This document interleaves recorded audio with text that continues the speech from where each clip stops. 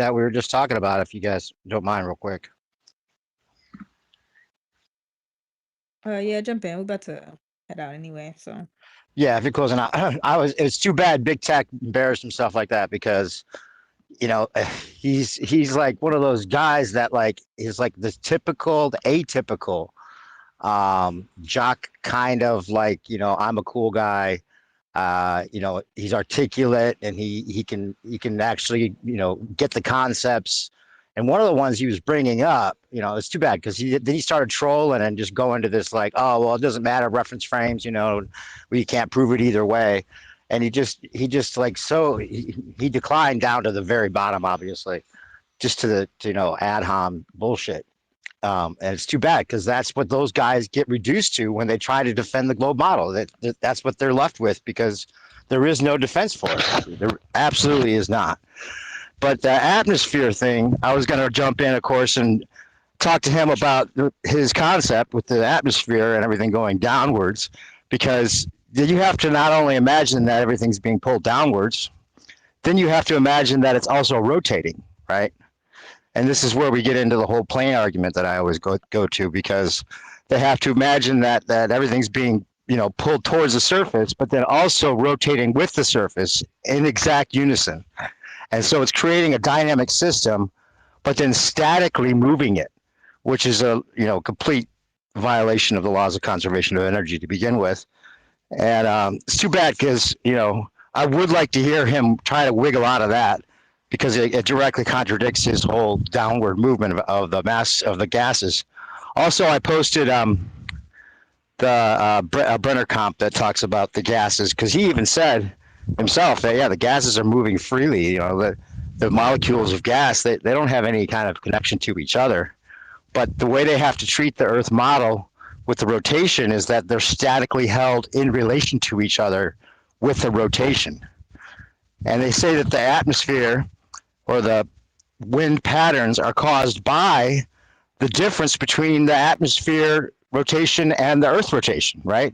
So they're saying that the atmosphere's lack of being in sync with the Earth, because they can't even claim lockstep anyway, because there's, you know, just they'll admit that the laws of fluid dynamics won't allow it to be in perfect sync. So they're saying that the atmosphere not being in sync is what's causing the wind patterns, but the atmosphere itself is also rotating everything held statically in perfect relation to each other, not changing as it rotates. So that doesn't work. You can't be causing it and rotating it in static relation to everything at the same time. So it's just that the rotation kills it. And then if you get into the whole plane thing, then you have to imagine that the plane is being rotated with the atmosphere perfectly, so much so that the pilot has no idea that that's happening. It's just this eastward vector that happens in the background that the pilot has no idea is even occurring. We just have to assume it. We have to imagine it. And that's where we get the breakdown of the kinematics versus the dynamics, which is what Big Tech was talking about too. He was saying it's just a formula for the ideal gas law. And that he's right, maybe it is a kinematic idea, but there's certain times that it can be applied to figure certain things out. And it's not a law. No, he's right about that. But he was pointing to something that we always point out about the globe model. They're always just using the kinematic idea in placement of the dynamic reality. So I wanted to reverse that on him. It's too bad we're never going to see him again, but it is a good thing we're not going to see him again the way he ended up proving himself out. It's too bad. Two rocks. Yep. Dude, see you laser guy. On purpose. I think he did that on purpose. I think like he got cooked. I passed out right when he got cooked the first time, and he's like, "I'm gonna go study," and then he walked away, tail between his legs, and then he came back and he's like, "Yo, I watched the McToon video or whatever." I don't know where he got that from. He definitely watched like one debunking video. But then he got cooked again, and he realized that like he's so humiliated at this point, he's never gonna come back. So he figured like, he's not allowed back now. Well, what he's saying that he did that on purpose because yeah, because he got cooked so many times, he's like, man, the gotcha that I came back with failed completely. So what do I do? Act obnoxious and be like, they won't let me back over there when you got cooked. So that's why I'm so glad that Pizio and Sacred had some excellent examples to close it out. So he left here on an L. So that's he can't use that excuse because now he's going to get clipped up, unfortunately. Yeah, he's getting clipped. He actually was in one of the Schooling Globers episodes. He joined with his friend, and they were both doing their Groiper, weird Nick Fuentes stuff. I don't know the exact episode, but I know that JT does. If you guys are curious, I have a clip. I have a clip of that episode on my channel. I'll post it with him in Yeah, it. he's kicked out of Cozy TV, and the funny thing is, I was hoping that there would be a good back and forth because I know he's a charlatan, and you guys going back and forth with him would show the audience where the holes are for his decent sized audience. But as Alan pointed out, sometimes it's not even worth it. Alan doesn't feel that dude. He's a dog shit. He talks shit behind people's back, and I guess some people are just pieces of shit, and they're not worth it, even as an example.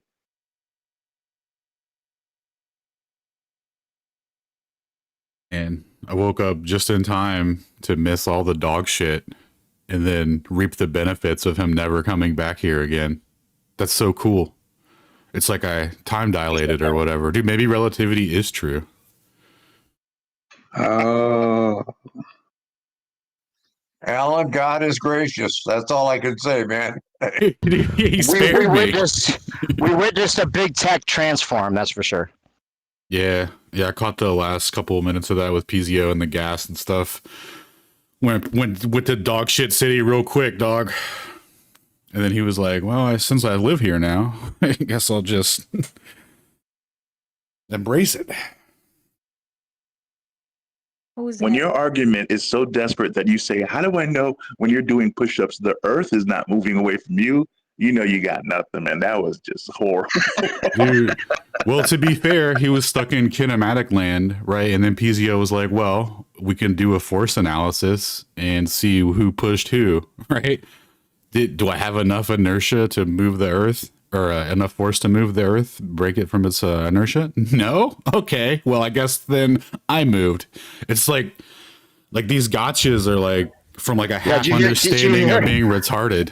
Yeah, I heard that. You hear how he started out? Prove that you're not pushing the earth away instead of doing a push-up. Like, like I said, we can't appeal to logic. Okay. Yeah, dude. I'm glad Pizio mopped up. Then Sacred goes, well, what if you have that interferometer in your pocket, Mr. Center of the Universe? What happens with the fringe patterns then? It's like, oh, shit, let me just tip out now because there's nowhere this is going positive for me, bro. Dude, if you have a spinning bucket full of water, a spinning magnet, and a piece of metal, and an interferometer, I mean, game over.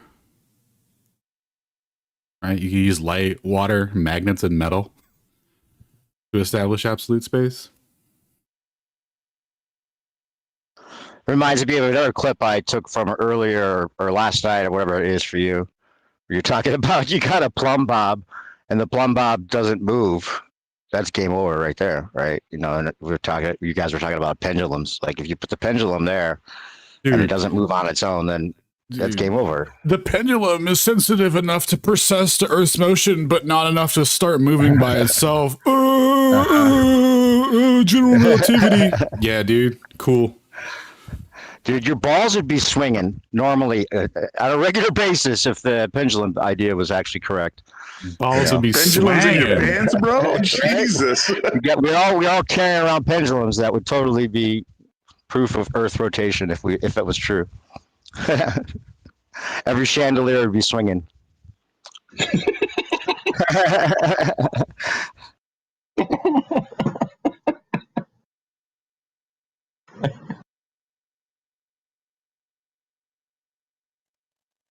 All right, yeah, let's get to the hands.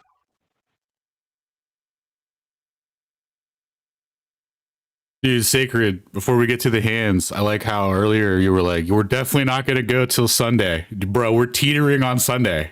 It could happen. There's a real chance. Nah, we wrapping it up. The energy way too weird with these anti-flat earthers. I'm over this shit. But shout out to the level heads for y'all sticking through it with me, man. Don't let them win. Don't let them win. Appreciate Don't let that. Don't let that energy stay. We got rid of it. We squashed it.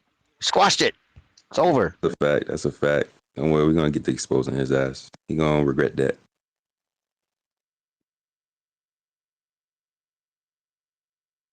Dude, you got to remember too, his mom's a flat earther. So it's like we're not even arguing against him. He's like in his head, you know, like we're all his mom. And he's like, I'm going to prove my mom wrong or whatever, like with that weird psychoanalysis type shit. So keep that in mind, dude. Yeah, that's what he said in the first interview with Whitsett. He was like, I'm so pissed. My mom is buying into what you guys are saying. And I just want to be like, fuck you. Yeah, and that person just came out again. He started with that, and then he got kind of a little bit more tolerant and acting like he was interested in figuring out if it's true or not. Then he just went full retard again. Well, you know what they say. Lily Poppins has her hand up. Let's hear what Lily has to say about all this. Well, just from a woman's perspective, I have to say that men who behave like this with no dignity, no self-respect, not even using logic. I mean, the guy was wrong on so many freaking levels, and being disrespectful to others, being a weasel, resorting to trickery and obfuscation and completely nonsensical, illogical scenarios. Oh, who's pushing? If I'm doing the push-up, am I pushing? What you guys just talked about. But it from a spiritual point of view, it's like walking around with poop in your pants. I mean, who would ever? No, seriously, it's like having poop in your pants. Like, and pooping in your bedroom. He just shit on the floor and go, well, I can shit on your floor if I want to. I'm gonna shit on the floor again. Go ahead, make me shit on the floor. And he was just hoping to get kicked. Did I shit on the floor? Did the floor shit on me? Oh. Yeah. Prove I didn't get shit on. Like, proof I didn't just shit my pants. Sorry, Louie. Yeah, I mean, there's no self-respect or dignity. Like, how can a human operate? I have no idea at all. Like, this is the kind of guy that would give his own children minimal care. Like, he would be neglectful because he doesn't even respect himself. How's he going to respect his children or attend to his children in a proper way, And oh my God, I hope he doesn't have a wife or a girlfriend because I totally pity her. Is this guy just funny story about that? It's not even worth it to go into the lore. But if you ever find out about the cozy.tv where they kicked out Tech, that you couldn't be more accurate. But anyway, go ahead. Oh God.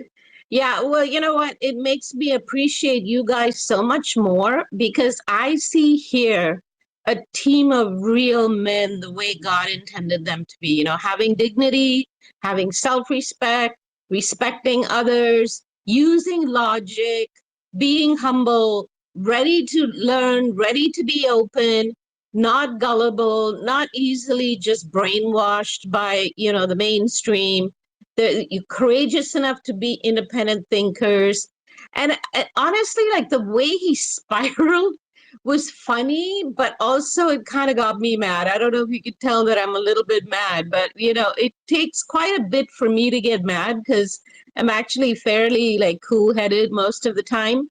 But when I see these type of buffoons mixed with weasels, mixed with mendacious, malicious, trolly, it's like just trash humans. Honestly, wow. Well, thank you for being what you guys are. I really honor all of you and love all of you so much because you are worthy of my love and my respect. This is what I've seen from you guys over and over and over again is that, you're polite, you're kind, you apply logic, and you don't poop in your pants on a spiritual level. All of you have like fresh, clean underwear all the time. So, man, I just hope that we all get to meet each other, in the very near future. That would be so awesome because you guys are just an amazing group of human beings, an amazing group of lads. So thank you. God bless you all.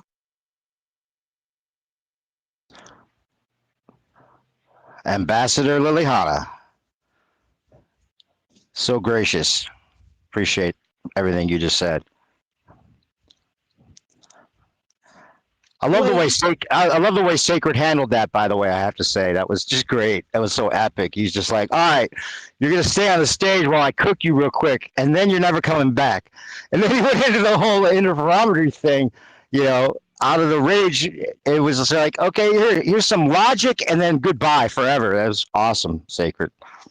yeah, Sacred, if you were a pillar, you would be like a freaking 300 feet tall and like wider than one of those redwoods in the California forest. You're like this amazingly strong pillar that no one can shake. You're just right there. And I love how you hold their feet to the fire, without relenting. That's really, it's great to watch it. It's like a sport almost. It's great. Gotta rename him Chimney Rock.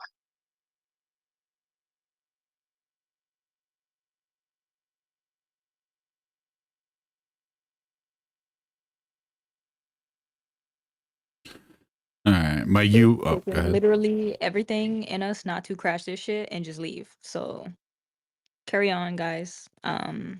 Xavier and Ralph got their hands up. We're not taking any more requests. Once again, thank you guys for joining. This was great. We did have a great episode, and it was a whole bunch of productive ass builds. So we can't wait to clip up the positive. But yeah, our time is up. Our batteries are drained. Awesome job once again. Amazing all-nighter. I still have to go back and catch up on some of the good stuff. Thanks so much for hosting. Of course, of course. If you guys want to leave a comment as to what we should talk about next week, definitely go ahead. We might do PhD night now that we know what coffee PhD look like. You've been ducking us. Oh, and we got Jorge from TikTok. There's a lot of PhDs going around that don't seem to be showing up for PhD night. Yeah, I know. And that's what I got to add here. But Ralph, you were before me. Go ahead, and then I'll pass it over to Alan about a response that I got from Dr. Cassander. I'll put it up in the nest. But Ralph, you were before me. Go ahead. Yeah, I appreciate that. It'll be real quick. I heard it yesterday. My question really didn't get answered. Someone else brought it up. So I was just asking, and this is in reference to the 24-hour sun observation, right? Not that that's going to completely flip the script on flat Earth and everyone's immediately going to convert. I'm not expecting that. But would it be fair to say that if there is a 24-hour sun, the AE flat Earth projection map, we can at least agree that's not a good representation of where we exist, and just move beyond that point? I mean, because like I said, I'm not expecting that observation to completely convince everyone. Whatever belief systems are there. That's just going to be another question, maybe to think about. But at bare minimum, would that be enough evidence to abandon the AE projection map? I don't think anybody in here denies that the AE map has flaws in it. Yeah, it's still an apparent. I think the last time you brought this up, it's an apparent position of the sun, right? So anything that's in the sky is apparent. It doesn't necessarily determine anything about the ground. But yeah, there's some actually some theories that include the AE map with idea of a 24-hour sun for a brief time in the Antarctic. If you want some links, you can message me.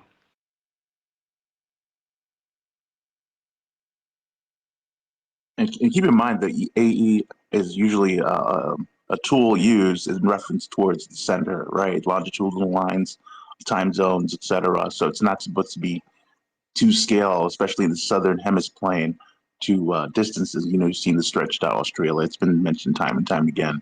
So I don't know why they try to stamp us with the AE as our official map. But anyway. Well, one of the reasons would be is Dave's app is pretty much based around that map, and then any other models that someone within the flat Earth community shows tends to use that map. So maybe flat Earth is wrong, and I mean maybe globe Earth is wrong, or maybe I'm wrong. I'm wrong for assuming that is the official stance on flat Earth. But since I've seen multiple people source it, that made me assume that's the official stance. But if it's not, I can accept that, and it makes it a little bit easier to try to wrap our head around the circumnavigations of Antarctica and trying to make that work with Antarctica being the ice wall. Because if you guys say, hey, you know what, Antarctica is a continent, we don't know if there's an ice wall, et cetera, that's more believable because it's corresponding more with observations everyone's making. And like I said, this is just based off the assumption. When I perceived it as flat Earth was trying to defend that point, that's why some people maybe started getting ad hominy, because it's hard to make that work when we're realizing, like you said, it's it's squishing some land masses, it's compressing others. So it might not be a good first step for building a model for flat Earth. But Can I ask you a quick question about the evidence that exists as of now, right? Like the whole idea that we're going to prove or disprove the 24-hour sun, which whatever they see, it still could be questionable, right? Because there's ideas about whether they could make it seem like a 24-hour sun or whether it actually is the sun you're seeing, if it's all these other possible conjectures that come up on either side. But why do you think it is right now we don't already have the evidence, if that exists? Well, I haven't been in this subject that long, but from my understanding, this is the first time organized effort is being put forth to observe something that should not be possible, in one framework. So why hasn't this been brought up before? I haven't heard of an experiment like this being brought up before. Oh, well, no, I'm saying like in general, we've been around for a long time with cameras for a long time. Why hasn't there been many videos of the 24-hour sun documented already? I mean, just natural curiosity. We have plenty for the north, right? Why aren't there plenty, or at least a quarter of the amount, or a tenth of the amount of valid 24-hour sun observations that we have for the north exist at all yet? I mean, Well, wouldn't logic say that they would already have that? A very boring explanation could be there are more people going to the North Pole than there are people going to the South Pole. Right, but I said a tenth, like not even like if it was just like one good video, right? We don't have that. So why is that? I don't know. I don't have an answer for that. But wouldn't you think, just deductively, like thinking about it, like, you would think, right, that exists, that should exist already. I mean, there should be at least a few that are like, oh, okay, there it is. Yep, there's no edits there, nothing sus about it. People do it. It's a known thing that people can do. That doesn't exist. But you would think that it's already questionable just on that basis alone, wouldn't you? No, but I mean, look at it logistically. Logistically, it's easier to get to the North Pole than it is to get to the South Pole. So just using that, it stands to reason that the difficulty of the logistics will hinder some people from going from the South Pole. Since it's easier and less logistically difficult to get to the North Pole, stands to reason more people would go to the North Pole. Yeah, but I said given that there's less people going there, there's less people that would be logistically able to do so. You would think with all this time that's passed, there'd be at least a few that are unquestionable. No, it hasn't jumped in my mind for that same reason, that it's already a difficult. But you understand what I'm saying, at least, right? You understand my point? What you're saying. Okay, that's all I'm asking. Yeah, but the fact that it's difficult to do kind of puts that question in my mind at rest. Now I'll flip it on you. Let's say that we do see the sun set, right? That's a big problem for the globular model of Earth, and that's something that needs to be absolutely addressed. So I myself am saying, if there is a sunset observed while they are down there, that is very suspect, and that just strengthens the flat Earth's position and weakens the globe Earth's position. I'm willing to say that. I have yet to hear a flat earther say that a 24-hour sun will be devastating to the flat Earth. I got a video on it. Jaron talks about it. No, but I completely agree with you, Ralph. It would be devastating for any conceptualization that we use for that.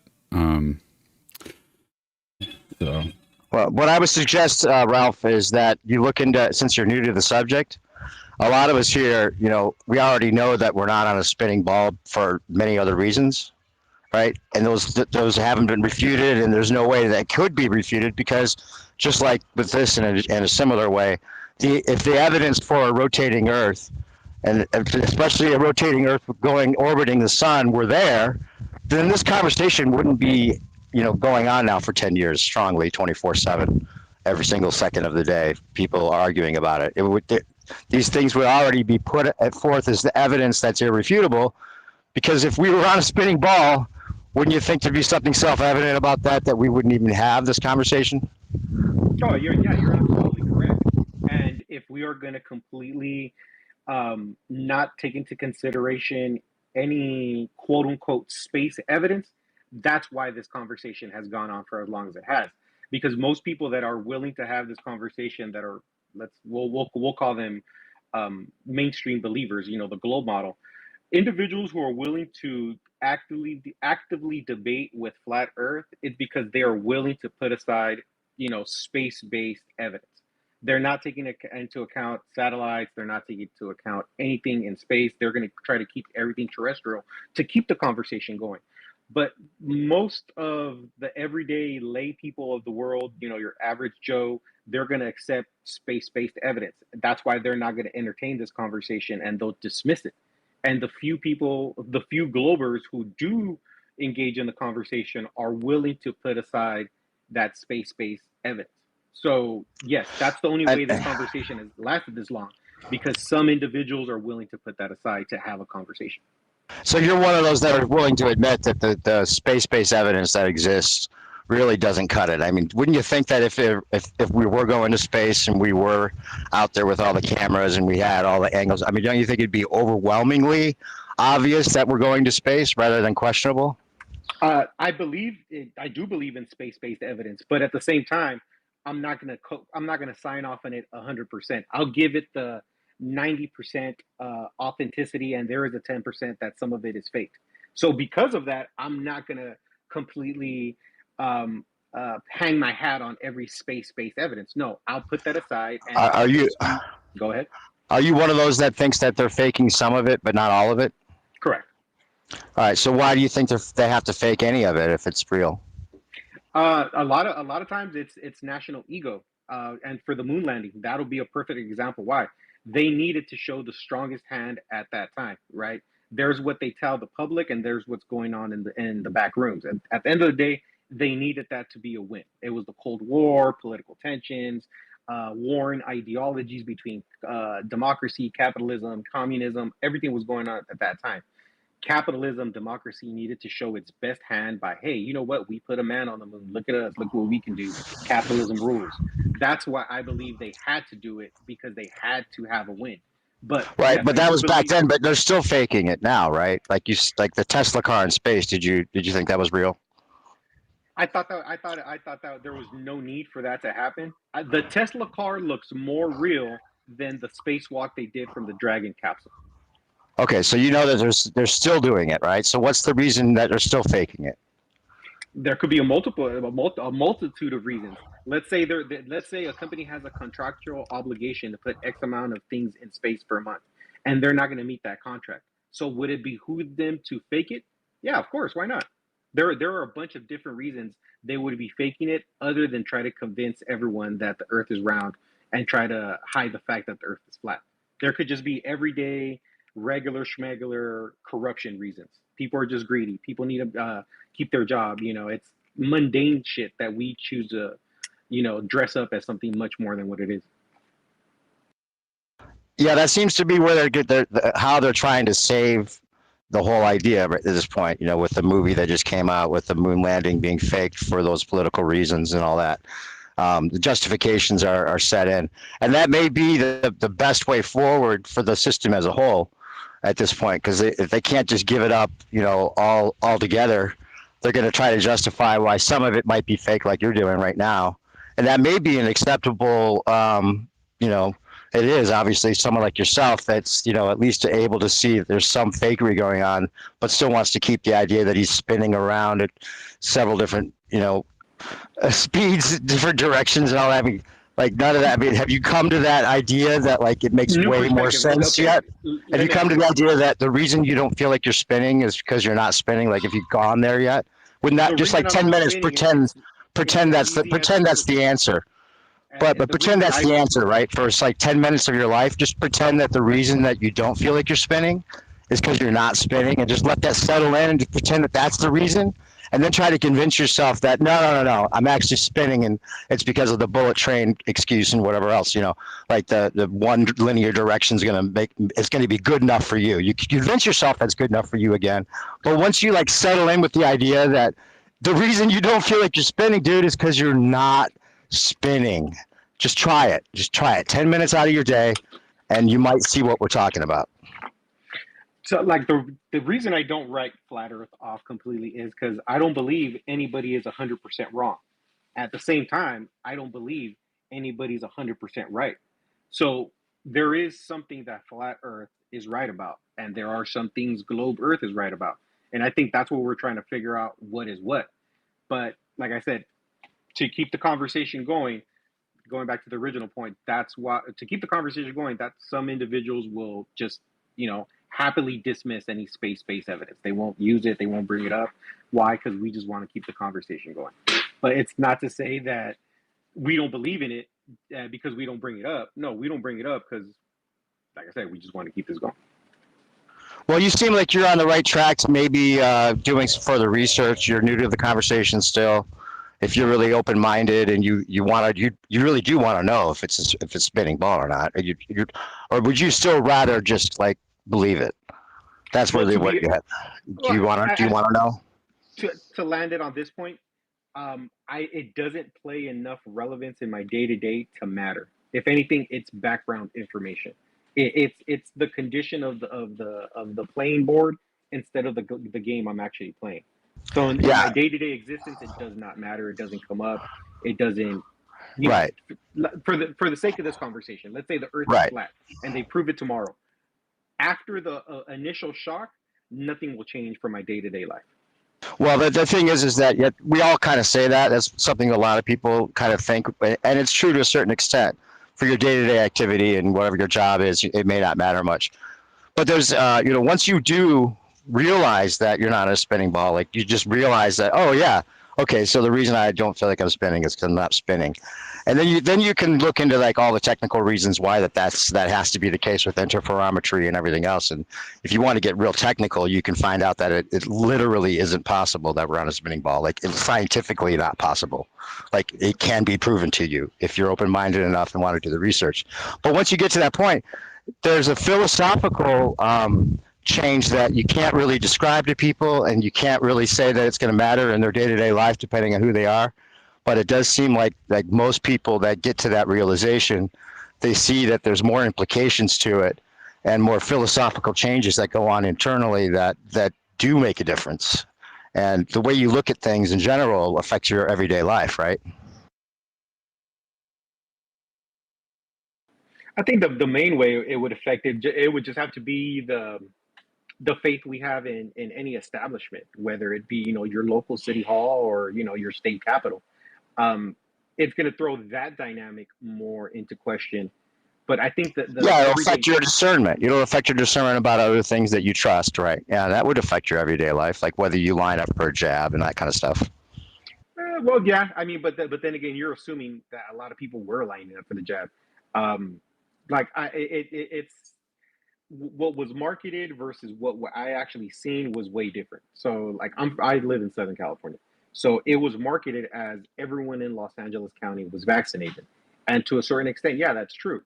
But Los Angeles County isn't the state of California. And the majority of Californians in surrounding Republican communities and counties weren't really lining up for the jab. And I think they had lower turnout rates, closer to 50% than, what was the national reported average. So I think that that's interesting though, right? Like you realize that the people that they're reporting that more people took it than actually took it, right? And most people would think you're crazy just for saying that. Like, why would they report a number that's not like, how could they do that? How can they report some kind of scientific study that says a certain amount of people actually lined up? And you've got enough reason to look into this and say, oh, okay, the official report isn't what actually happened, right? So that's the kind of discernment we're talking about, right? So you're almost there. I'm in Southern California too, by the way. Irvine. Oh, yeah, we're practically neighbors. How are you enjoying this late summer we're having? It's Amazing. we're into October and we're already hitting triple digits. Yep. Beautiful. Y'all done before we get to X? Yep. Cheers. You sound like a reasonable person, and still a little bit new to the topic. And I'd just say keep on pressing on with an open mind, and look at the scientific data, look at the interferometry, look at Dayton Miller, check out the Ether Cosmology channel, and actually get into the details of what these guys are presenting, and then look at the dynamics versus the kinematics. Because that's the crux of the heliocentric model. They're asking you to accept the kinematics as a substitute for the dynamics, which you are smart enough, I can tell, to know that it's not a good they can't just apply kinematics as if it's a dynamic explanation. You understand that, right?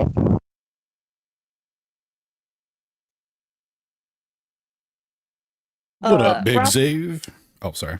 real quick before Xavier go, and then we about to wrap it up. Ralph, I said what I said. If you can't call your people out the same way you be in every other conversation that pertains to us, I'm gonna have to categorize you as an anti-flat earther. Yep. You're well entitled to your opinion. I mean, I can't feel any side. I can't feel any way about whatever opinion you have. It's your opinion. More power to you. Go ahead, X. Yes. I'll be quick.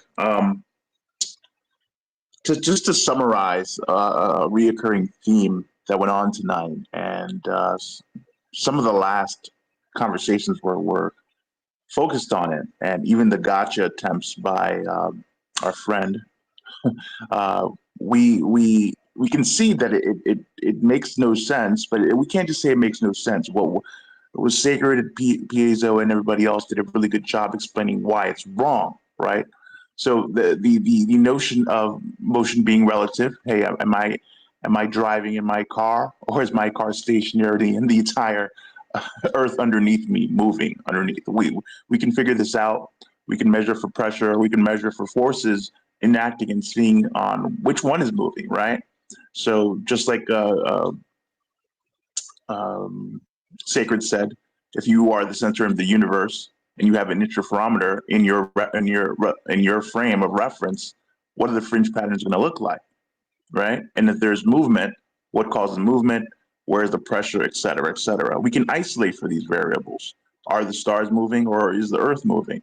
We'd all talked about different interferometer tests. We don't need to regurgitate them, but that's the key. It's not just a frame of reference issue. One of my favorite questions to ask is, are reference frames necessarily in accordance with reality? That's an interesting question. You'll notice a pause, a crickets, or obfuscation. They can't say yes, right? If I jump out of a plane, is the ground rushing up towards me, or am I rushing towards the ground? Both can't be true at the same time. We can figure out which one is which. Don't let anybody fool you. Regardless the experiment, regardless the observation, we can figure out which is which. And I kind of want to take it Especially back. with that one, by the way, because if you have somebody jumping out of a plane on the other side of the Earth, then the Earth would have to be expanding for it to be coming up towards the person jumping out. So that just proves it right there. Right. It can't be rising for one and not for the other person, right? So there are independent variables. That's the key. Independent variables, isolation variables. We can falsify that. The key word, falsify these tests. If we can't falsify the test, that is the induction that we go from specific instances to make general claims. And that can lead to fallacious reasoning. It can give us a valid kinematic equivalence, but we won't know the dynamics of that, like we've been talking about over and over. And the last two tweets up in the nest And it all comes back to how we can test some of these tests with a simple bucket experiment, right? Do you need to learn general relativity, be an expert in tensor math to figure this out? Of course not. Of course, but the mainstream will have you do it. And the last two tests, just for the people who haven't really dove into the subject, the main question we have to ask, if we have a bucket, what's going on? And you see a concave, if you're within the frame of the bucket and you see a concave dip in the water, how can you isolate for some of the variables so you can to realize, do we have a Galilean notion of reality where we have absolute space and time, or do we have relativistic effects going on? They would have you believe that there's motion relative to space-time. Motion relative to space-time, that's how you figure out the conundrum with the bucket? I don't think so. That sounds ludicrous. And I put it's like we're trying to establish a sanity amongst the people that realize that this is what we've been adapted to accept as far as this reference frame thing goes. If reference frames are useful and they exist, you are in a separate reference frame if you're in an airplane, whether it's stationary or moving, right? But to establish the sanity of it is, look, we have a lab frame, right? This space could be called the lab frame of sanity. We need to have this established amongst people that are realizing that this is happening before we let it go on. And that's kind of what we're trying to, at least with the people that are willing to listen. If mainstream ever accepts it, they'll have their own version of it and probably, Right. pervert it still. So that's not really the goal, is to get them to admit anything. It's about, we have to establish it. We've already won, in my opinion. We've already normalized the conversation for people that are able to understand that there is an absolute reference frame. Yeah, it's not about convincing, right? Let's remove agree from disagree and disagree from the equation and show why one is wrong. So when they do invoke the movement relative to space-time and they try to invoke their gravity and centrifugal forces, you can understand that. You could say, hey, wait a minute, are these, and as I put it to Ness and Dr. Cassandra's response, do you realize that these centrifugal forces, the force law is independent of the gravity? So they have to come back with a response to acknowledge that. Will they? Probably not. But understanding the great job that Piezo does to understanding the math, it's not just to flex in debates. No, it's to understand, hey, listen, you can't talk around us.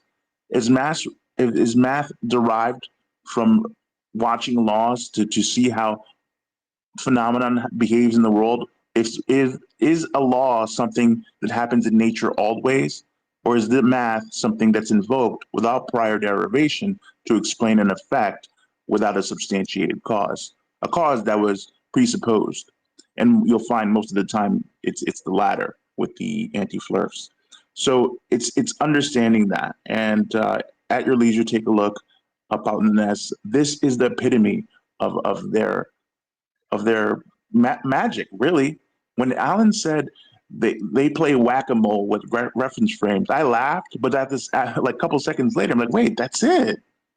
You're bouncing around, playing hot potato, one foot to the next, into a reference frame that works when the dynamics doesn't come into your favor. So can't stress enough, that is the heart of their BS. And once you understand that, this confusing stuff, that I gotta admit, 90% of it I catch, but that 10% I miss when especially when they go too fast. You can see the magician trick when they go back and forth. So great job, everybody. We've got tens in a couple of areas, but we became level when it needed to be. And that's what separates us from a lot of these conversations that are happening with flat earthers, because it is a performance. It is a pretend civility. And I don't care how polite it starts off, 9 times out of 10, it turns to shit, because it isn't. Most people don't have integrity. They can't admit when they're wrong. Before big tech, there was another guy who just could admit, yeah, maybe I didn't have a notion of what it means to be an echo chamber. Maybe it's not an echo chamber. I'm having a performative contradiction right now. I'm an opposing viewer on your platform disagreeing with you. So I'm contradicting that right now. The penny didn't drop, the light bulb didn't go off. And it takes time, it takes pressure. Hey, listen, I'm not as cool-headed as I can be most of the time. I'm good most of the time, but I get pretty ghetto when it gets crazy, and I try not to be. And it takes practice. And don't be afraid to jump into these conversations whenever you can. Wow, I think that might be a good way to end it off, Proud, if you want to take it out from there. I don't know. Lovely. Upcoming events, Alan? Tuesday, 8 p.m., Ether Cosmology, or my YouTube channel. I will be presenting on the extended history of time dilation. So we're going to go over that whole historical narrative and the twin paradox in particular. And then Thursday will be research and reading night, of course. And then Friday will be Flat Earth Fridays, episode 115. Wonderful, wonderful. Upcoming events, NASA propaganda, debates you want moderated. You guys definitely know where to find us. We'll definitely be on TikTok this week, getting some hours in over there, finding some PhDs. If you were here earlier, then you heard the mission that Witsit put us on. Any inquiries to that, Sacred and my DMs are open. Once again, lads, stay flat and stationary. It's been a great day.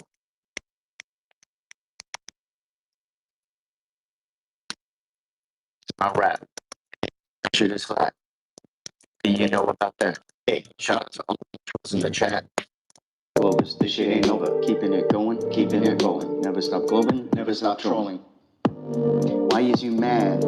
Yeah, you keep coming back. You do the meth. What do they pay you in crack? Shout out to all of my globers. Don't get it twisted. We are opponents. You were so phony, full of baloney. The globe is a lion, we know it. This is my rap. Hey, that shit is flat. What do you know about that? Hey, shout out to all of my trolls in the chat. All of my globers, this shit ain't over. Keeping it going, keeping it rolling. Never stop globing, never stop trolling. Duh. And you know they never gonna stop trolling. As long as the earth keeps rolling. Even though it really is not rolling. We know this, hocus pocus.